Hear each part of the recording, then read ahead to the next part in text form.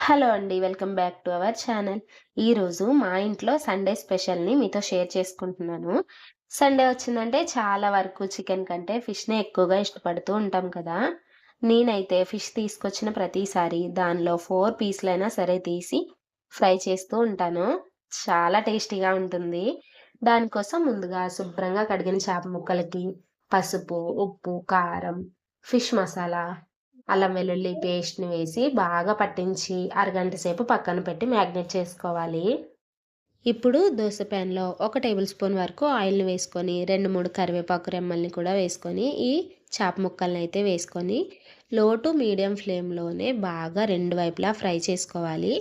ఫస్టే కరివేపాకు రెమ్మల్ని వేయడం వల్ల ఫ్లేవర్ అనేది చాలా బావుంటుంది.